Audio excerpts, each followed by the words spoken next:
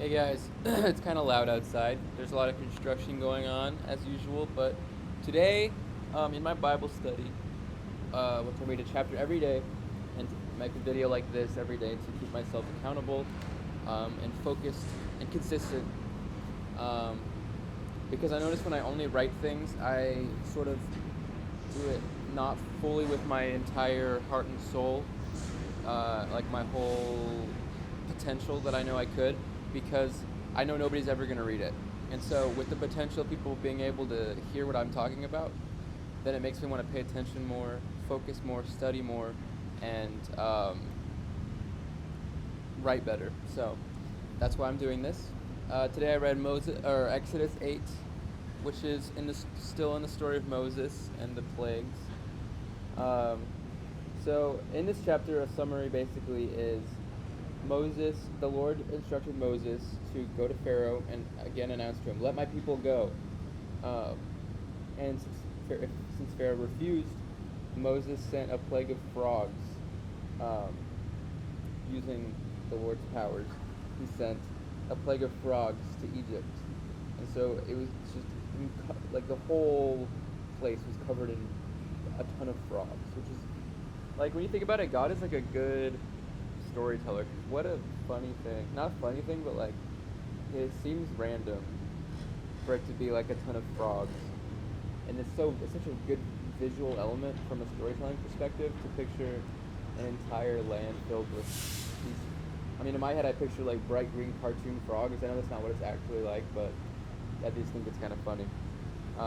But it's also sad and gross. But then um, Pharaoh said, plead with the Lord to take the frogs away from me and my people. I will let your people go so they can offer sacrifices to the Lord." So at this point, Pharaoh was saying, if you get the frogs away, I'll let your people go. So that's great, right? Moses is like, you bet, buddy. You set the time. Tell me what you want me to pray for you and your officials and your people. Then your houses will be rid of the frogs. And Pharaoh says, do it tomorrow. I don't know why he says do it tomorrow. I feel like he'd be like, do it right now. I don't want these frogs here anymore. But he says, do it tomorrow. Um, and so Moses prays and tells them to to get rid of the frogs. So all the frogs die. There's a little note here that Egypt smells terrible because it's full of dead frogs at this point. And so then Pharaoh just becomes stubborn again. After the frogs go away, after the bad things are over, he doesn't care anymore, and he goes back to being stubborn and doesn't let the Israelites go. So then, next thing, same thing happens, but this time instead of frogs, the Lord sends gnats. So the whole land of Egypt is swarmed with gnats, which that's even worse in my opinion. Like I see that as like you can't go anywhere without getting gnats in your nose, in your eyes, in your mouth, in your ears. That sounds miserable. So I'm picturing people running around, their teeth are full of gnats in between. Ugh, it's gross, right? So then Pharaoh says the same thing. He says, um, which is interesting because in the previous plagues, the Pharaoh's magicians would like do the same thing. Like they made more frogs to prove that they are just as powerful as God, which I find a little bit weird. Like I don't know why. If you wanted to prove that you're powerful, I don't know why you would fill your own land with more frogs.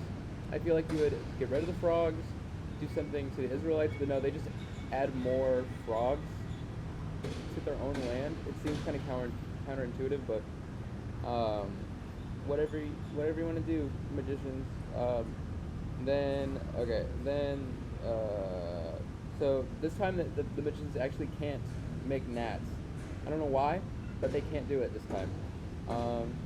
So then um, Pharaoh still wouldn't listen and wouldn't let the people go. So then the Lord tells Moses to get up early, get in Pharaoh's way. So this isn't about Moses anymore. Moses has reached a new peak of his confidence, and he's able to go and just get in the way of Pharaoh and just stand in front of him and say, "Let my people go, let my people go." Which is before he didn't even want to go up and talk to Pharaoh. Wow. Can you guys keep it down a little bit? I'm trying to do a Bible study. Thanks. Okay. Um. Uh. But then, yeah, they send flies next, because Pharaoh still refuses. So, um, over and over again, Moses says, if you let my people go, these will go away. And every time Pharaoh says, okay, make them go away and I'll let your people go. And then Moses makes the plague go away. And then Pharaoh doesn't let the people go. And that's how the chapter ends. People have still not been let go. But what I wrote down is that Moses is getting more confident. And the lesson here is less about Moses this time and more about Pharaoh in this chapter. Pharaoh has a hardened heart and he refuses to let the Israelites go.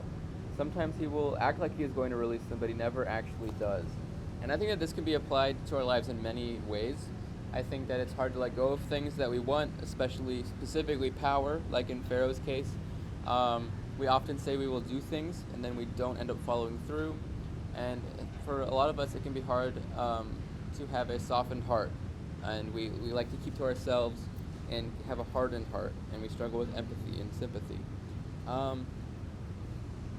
But I think the main thing that I'm realizing this chapter applies to is like, I think the main thing that this chapter applies to is that. Sorry, I just saw something. I think they're like watching me do this Bible study across from me. Actually, it's kind of unsettling. But anyway, what was I saying? I think this chapter specifically applies to. Dang, I had it. I didn't write it down because I just like I thought of it right as I was reading through this again. But oh yeah. So what I kind of saw this as is that it's easy to believe and have faith and say I believe God is real and I need God. I need you to help me when we're in the bad moments, right? Whenever we are feeling down, sad, depressed, hurt, we lost someone, we're in a bad time in our lives, we're feeling unsuccessful, unfulfilled. So we pray and we beg God. We're like, please help me. My land is full of frogs and gnats, and I need your help. I believe that you're here. I'll do anything you want if you just help me through this time. And then as soon as God helps us and gets us out of that time, we don't feel like we need him anymore. We feel like we're on top of the world. We feel like we can do anything because we forget who got us to that point of feeling better. We forget that we prayed for and begged him for our help, and he helped us, and then we don't feel like we need him anymore because we don't think about stuff like that because we're happy. So it's important, which is what Pharaoh did. Pharaoh became stubborn once things were good, and when things were bad, he begged for help. So it's important to beg for help always, which sounds weird, but like we always need help. And when things are going good, thank God. Make sure you're still praying thankfulness and pray for help in advance for when things go wrong, because they always will. And so yeah, that's what I got from this one. Sorry, it's a long one today. Bye. Bye.